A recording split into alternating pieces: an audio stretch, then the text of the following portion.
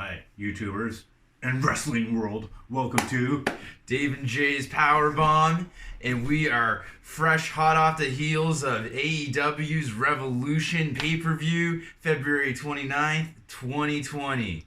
And we have a lot of things to talk about. I think we should just jump right into it. Okay, well, the first match that we really got to watch was, who was it there? It was Dustin Rhodes versus Jake Hager. Dustin Rhodes versus Jake Hager. Yeah. Jake Hager, MMA credibility. He's got an impressive 2-0 and 1 record. He's still undefeated. The 1 was a no contest. This is the knee. Yeah. When I watched that match the second time, I realized that was low. I really had to point that out to you, actually. I was watching it on a shitty tablet, so I don't know, I couldn't get all the pixels and stuff proper. Anyways, what about the match? Match was great, man. I mean, you got your boy. I mean, talk about Dustin, Dustin right? Rhodes, you just can't give up gold dust. No, man. I mean, he can't, man. He could have been anything he wanted to be in AEW. Is run by his baby brother. Can't give up the one-piece latex, whatever it is, man.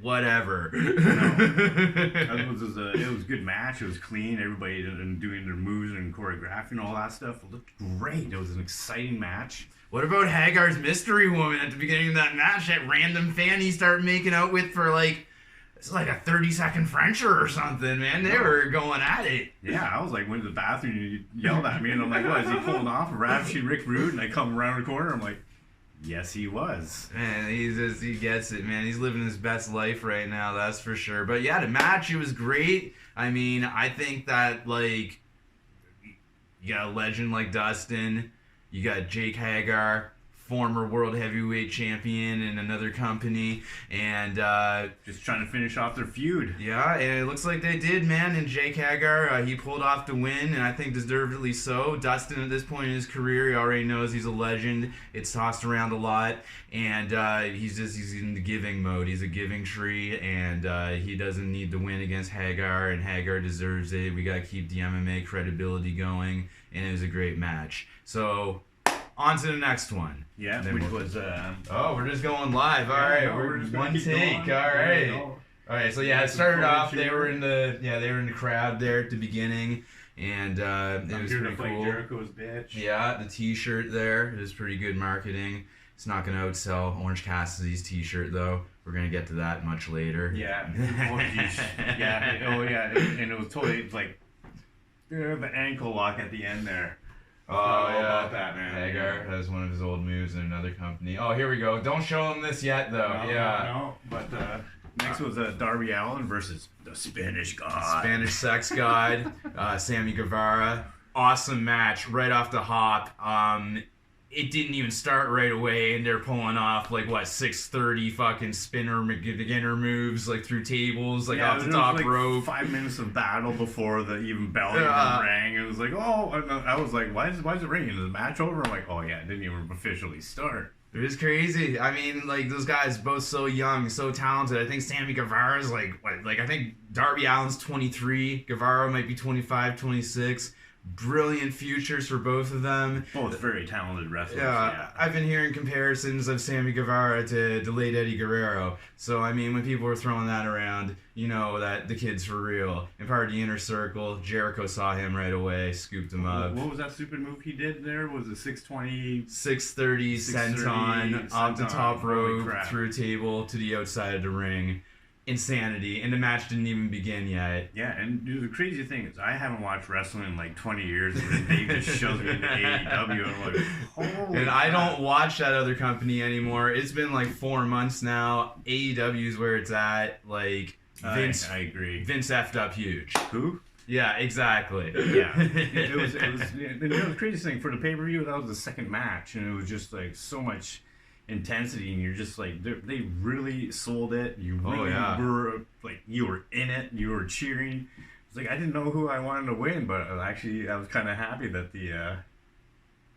the Darby Allin pulled it off after getting the truck fucked to the throat 3 weeks prior by Sammy and the inner circle off, shenanigans. What was that? Super duper the coffin drop. Boom. Yeah, that was huge. Big moves.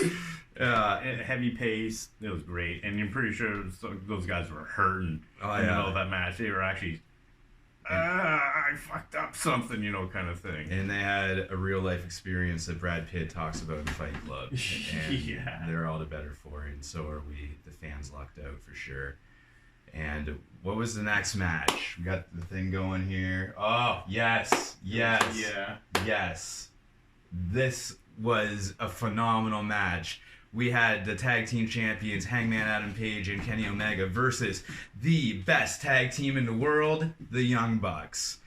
And Jay, let's start with you. What are your thoughts? You know my thoughts. I'm gonna throw them in there. Let the world know here on YouTube. Well, we both know who actually is the better tag team, right? The Young Bucks. Yes. Super talented. Absolutely. Endurance, high-flying moves, not really big and muscular, but that allows them to have all this excellent mobility. And the whole feud was really going on because Kenny Omega was Kenny. He's the jobber, right? Kenny's not a jobber. Oh, sorry. Neither of those guys are jobbers. I think you're thinking those two guys with the masks in the Dark Order. No, because one of the. That promo last week.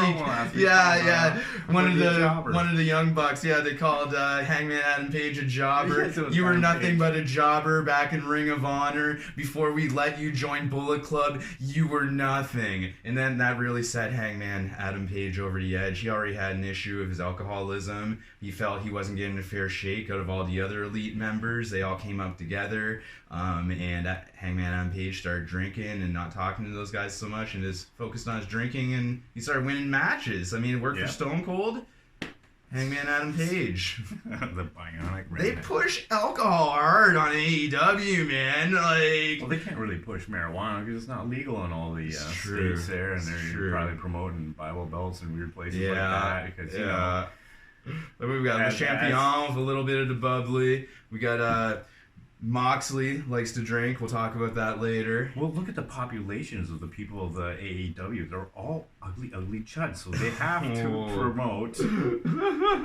Damn right. I said I was going to play the heel as that. So yeah, I saw a few cuties out in the audience tonight there in Chicago. Yeah, 3 beers make them cute. I don't drink, man. Their tolerance towards alcohol. I'm not against alcohol, but yeah, they love alcohol. So was there alcohol? Was there anything really significant about the match that you kind of took? What match were we even talking about? The tag team champions. Yes, that match was phenomenal. In this fans' opinion, I haven't been watching a lot of the WWE shit lately. I'd say this match, though, best tag team match thus far in 2020. Right now, hands down for me, so far, best tag team match of the year in 2020. Young Bucks versus Omega and Hangman Adam Page. That match had it all. It was crazy. Like, we were ordering Chinese food, and I had to go down there, 25 minutes late because this match was already, 25 minutes in, and, it must have been, 50 minutes. They went bananas. A lot of the matches were, long. And it could have went either way. What was the theme tonight?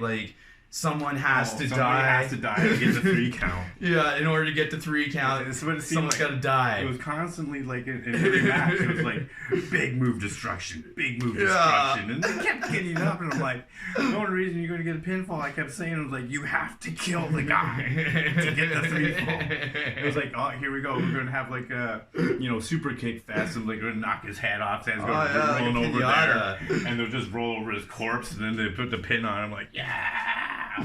And then that dog who, does whatever around the corner. I'm like, are you okay? I'm not really doing anything. I'm just standing here. I'm the doc on the side of the ring. Doc Samson, he had his bloody gloves on tonight real tight. That's for sure. There was a lot of blood spilled, and it was awesome. I mean, you think those other guys are going to shed as much blood? I think the tag team championship match didn't have any blood. Maybe not. Yeah, it didn't really need it. Any blood. Yeah, it was crazy. I mean, those guys were probably bleeding internally at the end of it. But yeah, we didn't see any blood externally.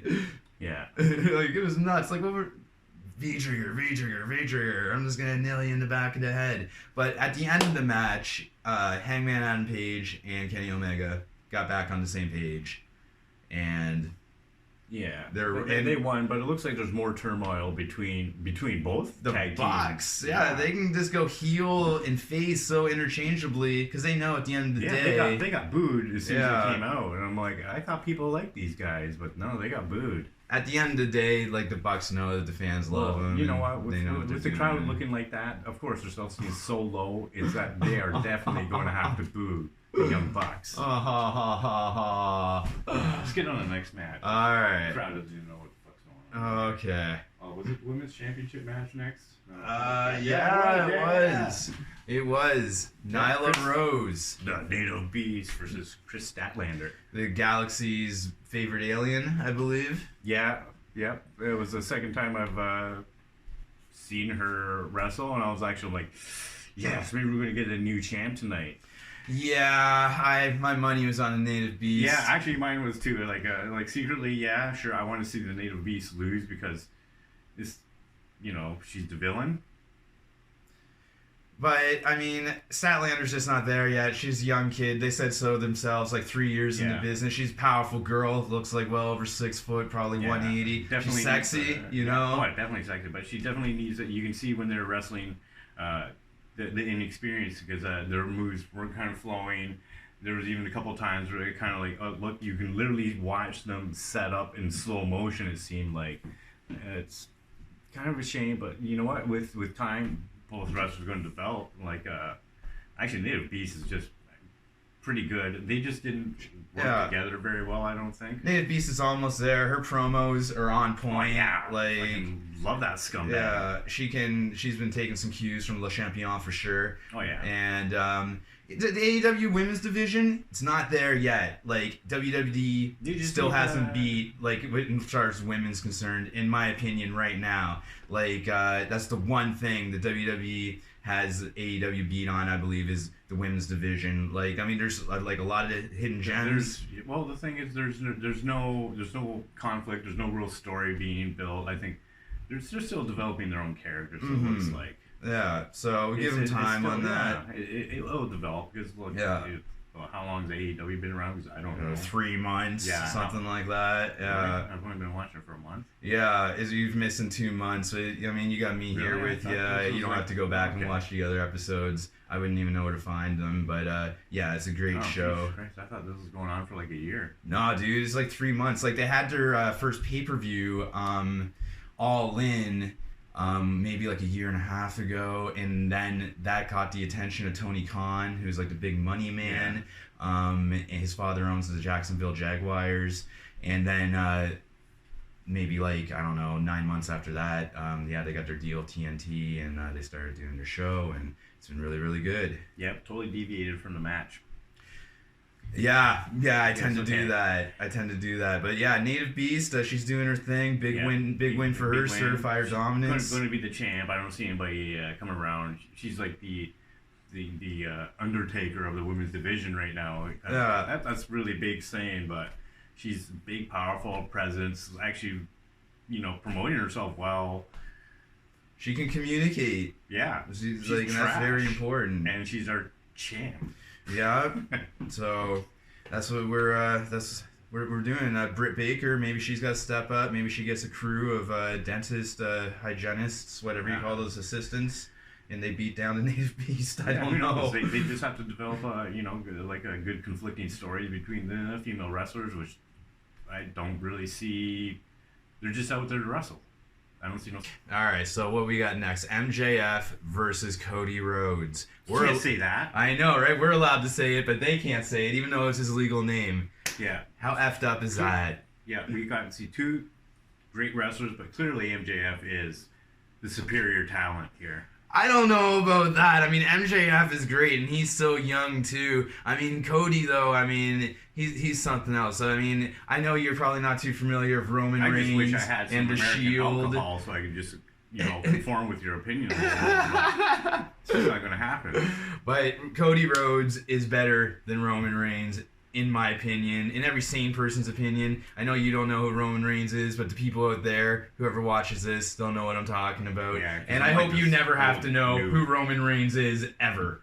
All right. if people actually watch this shit. I hope so. I hope so too, man. They'll probably mention it was like, yeah, I hate this guy in the comments field, which probably drop. If anyone watches this, drop your comments, please, because and thumbs up that shit. That wouldn't help. I mean, that would help. That wouldn't hurt. It wouldn't hurt. I'm all sauced up on MJF and Cody Rhodes and shit. All right, we gotta talk about this stuff.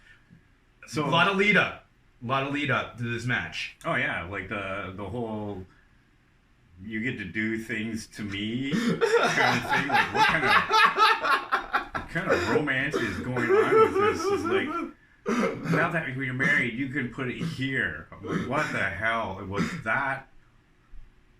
That was fucked up. Like, if you're gonna wrestle me, I get to whip you, and you get to drive a car, and I don't know, whatever. It was just. Yeah, so, I mean, MJF cost Cody any opportunity Cody would have ever had to become world champion again after his crushing loss to Le Champion at whatever the last pay-per-view was, Full Gear, I believe. And so MJF and Cody have been feuding ever since then. They used to be best friends. I knew MJF couldn't be trusted, but I didn't know how to get a hold of Cody. Look at that young, innocent face. I didn't know how to drop the word to Cody, right? Like, how do I get a hold of him? Say, hey, like, this new guy you're rolling with, you say he's his best friend, like, he's not to be trusted, and look what happened. But anyways, I digress. He's going to capitalize and really become the champion. Probably. MJF has a very bright future. Yeah. But Cody had to do all this weird shit, like 10 lashes, like he had to do a backflip off a 15-foot steel cage. That was amazing. Like, why couldn't he just like beat this man in a parking lot or something? Like, who knows? That's wrestling though, right? Yeah. So on the match, Cody, MJF, they're all bloody, they're going for it, right? Like, it's great. And but I did not like the conclusion of the match after all this work. I honestly thought it was murder time. Cody was gonna murder this punk MJF. No, but you know what? Won that game fair. He got the 3 count. Nobody died. Nobody died yet. And yeah, I think like Cody cranked in that crossroads like through 2 or 3 times or something. But yeah, like it was crazy. He couldn't be able to like consistently keep that 3 times in a row. And they're really is his neck broken yet? And it was MJF. He just couldn't do it anyways, and that's why MJF drew him in with that fake hug. Like Cody still doesn't learn, right? Like yeah, it was an excellent ploy. A bloody hug. Like MJF is not a coward or anything. He will be our champion. He's probably going to whoop Cody a few more times. Holy. And it's so good. Cody's a giver. These guys run the company. That's why the Bucks, I think, couldn't give themselves a championship, even though they do deserve it. They're the best tag team in the world. It just wouldn't look good, if like they give themselves the tag team champions right off the hop. They should just give that to YJF too. Okay, on to the next one here. What do we got? Well, YJF yourself. Just hold on. Oh, and MJF dressing up in Cody's Orton's tights. Cody's neck tattoo. Oh, Cody's neck tattoo. Yeah, we gotta get a picture of Cody's neck tattoo. We'll get that. All right, we'll edit that in later. Cody's neck tattoo. What I just want to say before that, though, MJF was wearing Orton's old tights. Legacy, he doesn't know, but the WWF guys, they know what's up. He was doing subliminal shit. But yeah, Cody's fucking neck tattoo. What the fuck, bro? Like. No one can say no to this guy anymore. He signs too many paychecks. Like, hey, roller coaster, that might be a bad idea, bro. Like, that tattoo is like, it's totally your Patriot, red, white, and blue. Nightmare family. Is he gonna make his wife Brandy Rhodes get a matching neck tattoo? Like, no, he probably already made her get a clit. All right. Okay. I can't believe we forgot about the neck tattoo. But on to the next one here. Okay. Oh yeah. It was Pac versus Orange Cassidy. Wow, this match. That was awesome. Who can call it? That was a match. Yeah, that was an incredible. Impossible to call. The freshly squeezed is just like everybody loves him.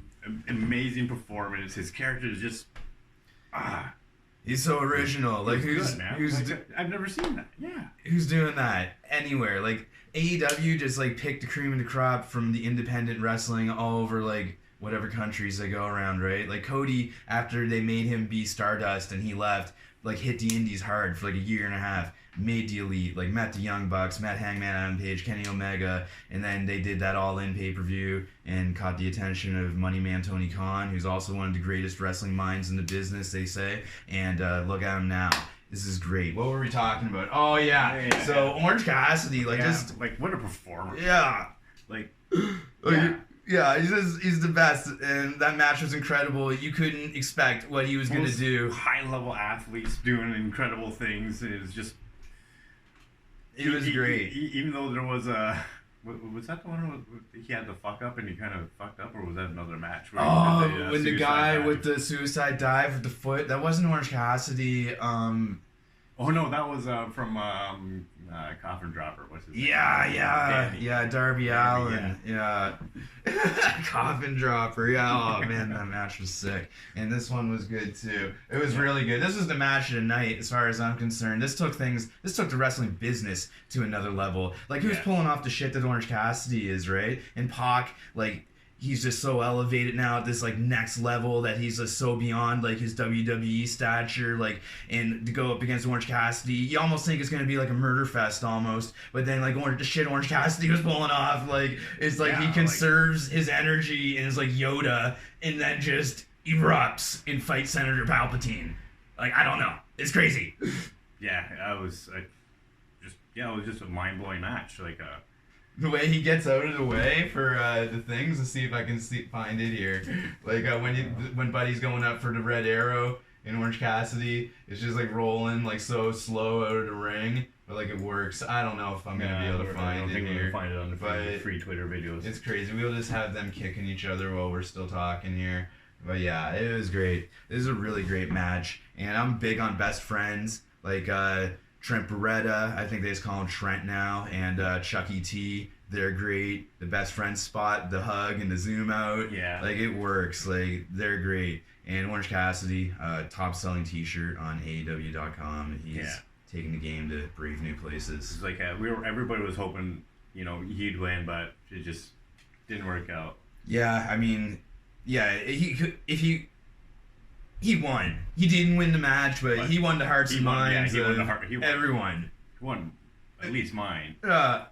And I'm not a heartless person. No. Like, it was great. Yeah, I enjoyed it, and I think that's really all anyone can ever say about this. Like, no, I can't. Nothing negative to say about the match. This was the cherry on top for the pay-per-view, as far as I'm concerned. Like, yeah, the best part about it was the match was so interesting. I didn't look at any of the ugly people in the crowd. I saw like 3 cute blondes in the audience tonight. All right, what do we got next? Oh, Le Champion and Moxley had to follow Orange Cassidy and Pac. Were they able to succeed? I mean, no, they didn't. I'm a Le Champion fan. I did some serious life reassessing over the past few months, and I came to the conclusion that Le Champion is my hero in life. Yeah. And he's the champion, and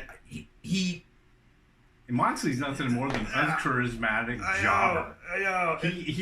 He's like the Brooklyn Brawler without the rat in the bag. It's like Moxley's just horrible. You even said he's a cross between Stone Cold Steve Austin and Roddy Piper. I said that's what people have compared him to. Oh yeah, well those people are like part of the ugly crowd that was fucking at the pay-per-view.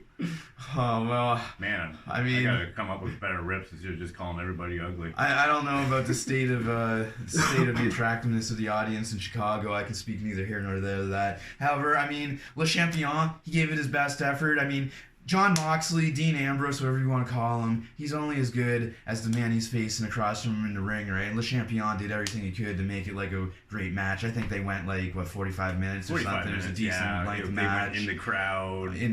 They fought everywhere. And Le Champion pulled out old tricks like that he had to keep the shit interesting. Because I mean, he's not doing Canadian destroyers like off the top rope. He doesn't have to. He's Le Champion. He's a walking, talking, living legend, still doing his thing. We're thankful to have him. But so he grabbed the mic a few times. He was dinging that bell, like, match is over. Le Champion wins. Yeah, he definitely Le Champion. I think he grabs the camera at one point here. Oh yeah, and gave I think it's here. No. We'll find it. Oh shit. No, don't worry about it. I'll load that up. We'll load that up later. Oh, here it is. He got the bell. And he's like, I'm Le Champion. And also, he's playing the psychological mind games, because during this match, I noticed near the end, he is wearing the same tights that Seth Rollins over in the other company wears, and Jay's not aware, but other people watching may be aware that Dean Ambrose, a.k.a. John Moxley, and Seth Rollins and Roman Reigns were part of a group called The Shield together, and Jericho is trying to get in Moxley's head by wearing Seth Rollins' ring tights.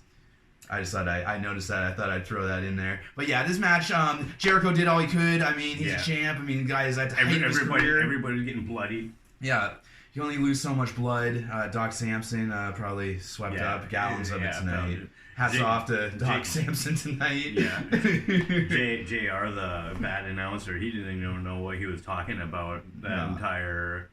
JR doesn't know what he's talking about. But it's great that he's there. Yeah, he does sound good. And it's good that Excalibur's there to kind of hold things together. But yeah, man, I mean, AEW's where it's at. I mean, they're like selling out 15,000 like seat arenas. NXT doesn't even travel. I think Full Sail University like holds 1,200 people. But what do you think about our new champion? The Brooklyn Brawler. I'm trying not to think about it. I don't know how I'm going to ease my pain. The Rat. I haven't had a drink in like 4 years. Brooklyn Brawler is like, the champion now.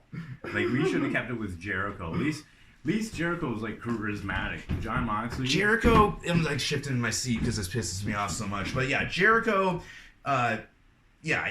he's the anchor. Like, they should have let Jericho hold on to it for much longer. Inner Circle. Like Moxley, go back to the Indies and develop a fucking character. Like, you're just generic. Like, not only that, you should be fucking stripped of your title because you're fucking faking a handicap, you piece of fucking shit. Right, I forgot about that. He lied to us.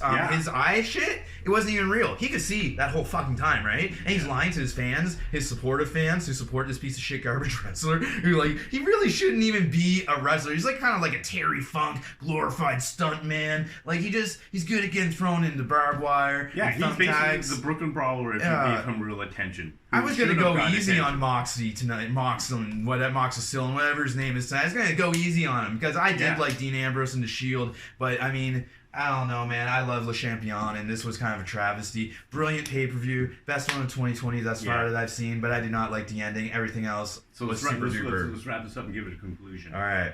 So we basically, all the matches were really good. Yeah. Everybody they didn't do what they usually do. Start with a really intense match. That was kind of more of an intense. Well, no, that was Orange Cassidy match. That was amazing. That was like so much intensity. It was weird. Like who are they going to bring out to fight Nyla Rose next? I don't know. I don't know. And are they going to actually develop some kind of storyline with it to make it more entertaining? Because it's wrestling. I want a little bit of my storyline with our big slammy bammies and fisty punchy punchies.